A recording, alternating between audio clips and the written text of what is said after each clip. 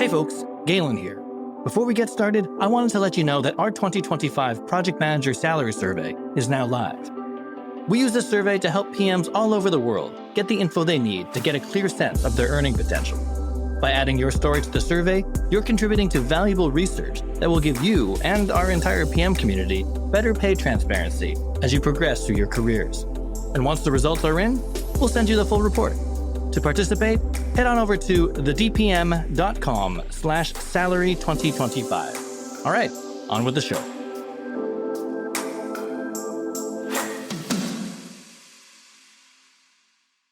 Is it possible to help people build career skills just by live streaming yourself playing The Sims? That's just another day of professional education, human storytelling, and community building for the Digital Project Manager's executive editor and new co-host of the DPM Podcast, Kelsey Alpaio. Kelsey and I are going to be collaborating on this podcast and other areas within our community to deliver a breadth of perspectives on everything from emerging trends and industry gossip to how people are finding their way through their career journeys when all the usual maps are old and obsolete. Ready to meet Kelsey? Hey folks, thanks for tuning in. My name is Galen Low with the Digital Project Manager. We're a community of digital professionals on a mission to help each other get skilled, get confident, and get connected so that we can amplify the value of project management in a digital world. If you want to hear more about that, head on over to thedpm.com/membership. All right, today I wanted to introduce the new co-host of the Digital Project Management Podcast and give you the inside track on some of the spicy plans she's devising for the Digital Project Manager. With me in the studio today is Kelsey Alpaio, executive editor of the Digital Project Manager, and my soon-to-be partner in crime for this podcast, in addition to a slew of new DPM programming we have on deck. Kelsey, thanks for being here today.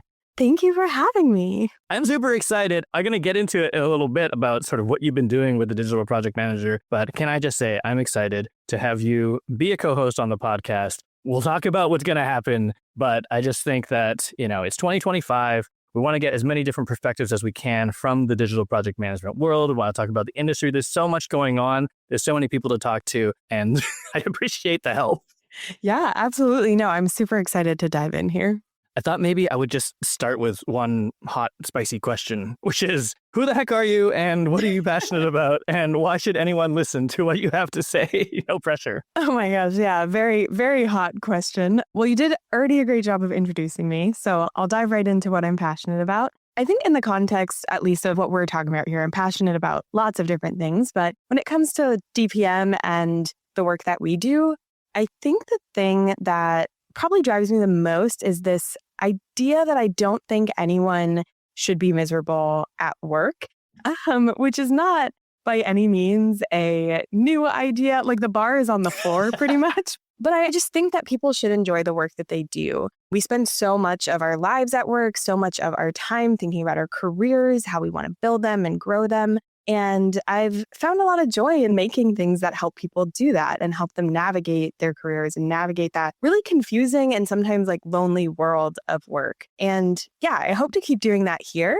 And I think the reason why people should listen to me and be there for it is because I've spent most of my career doing just that, finding people, telling their stories and helping others navigate that really confusing world of work.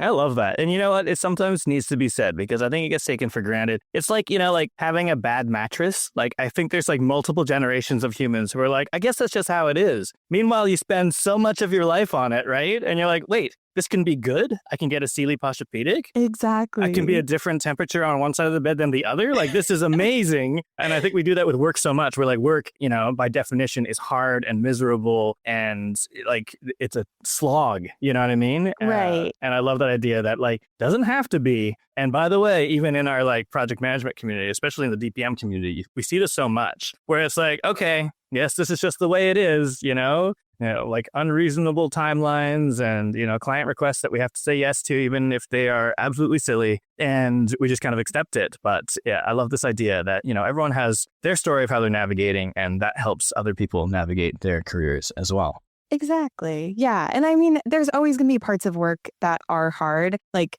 every job has its downsides, but there are also things that like you do have more control of than you think. And yeah, I like finding those things and helping people find those things in their jobs and their careers too. I thought maybe we could zoom out a bit after my spicy question.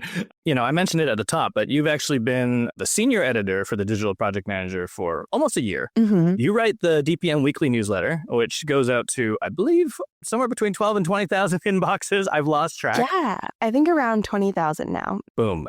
And you actually are the person who's been setting the editorial strategy for the DPM.com as a publication, working with our subject matter experts and our contributors to create just like meaningful, down-to-earth, accessible content. But I thought maybe I'd go a little bit further back and ask you, like, what were you doing before your life here at the Digital Project Manager? And how has it played into your perspective on the world of digital project management? Yeah, so my origin story. Your origin story, yes. So I'll go a little bit further back than my last role because I think it does kind of lead into it. But my first job out of college was actually at a media startup. And my role was to cover the innovation teams of Fortune 500 companies. So I essentially spent all day interviewing executives in these large companies about their innovation projects, their innovation teams, the new and interesting projects that they were working on. And in that role, I pretty much spent like every day being super jealous of these people. Like all I wanted in the world was to be one of them and to do the cool and different and weird things that they were doing. So when it came time to leave that job, I really, really wanted to join an innovation team and get that experience. And so I was lucky enough to be able to join the innovation lab at Harvard Business Publishing.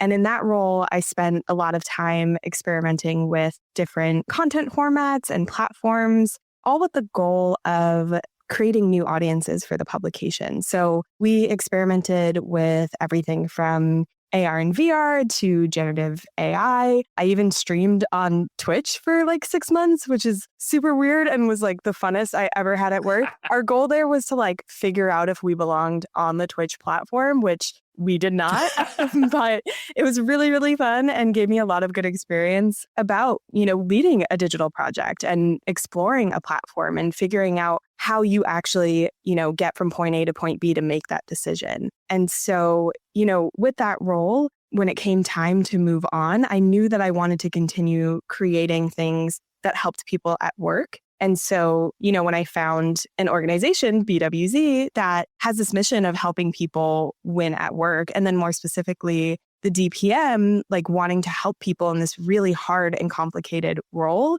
like I was immediately drawn to that. And I think that experience as well on that innovation team helped me better understand like what it actually means to lead a digital project. And like in my first 6 months here, I feel like every day I was like, oh my gosh, that's the name of the methodology or the strategy that I used on X, Y, and Z project. And I just didn't know the name of it. I didn't realize that I had like a little bit fallen into that PM role as it happens so often in this niche. But yeah. I love the sort of innovation angle. I love that sort of idea that, our brand, the Digital Project Manager, we need to sort of more vocally recognize that there's lots of people managing projects who don't have a project manager title. Absolutely. And, I'm excited to kind of dive into some of those stories as well. Yeah. The Twitch thing, you and I, we were talking in the green room. Is this the Sims thing? Yes. Yeah. So I played The Sims on Twitch once a week for about 2 to 3 hours. And this was, so Sims 4, if you're not familiar with The Sims 4, it is a simulation game where you play as a person and you interact with other people in the world.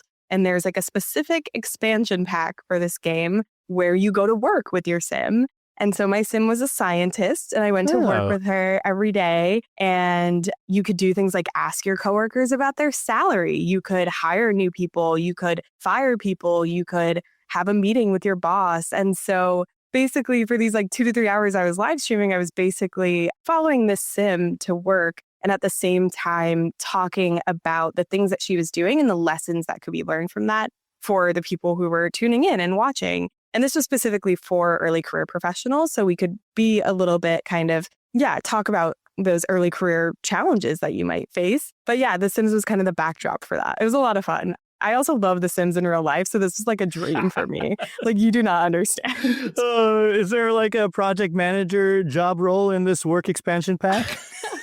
I don't think so. I believe you can be like a businessman or something, or a doctor or a vet.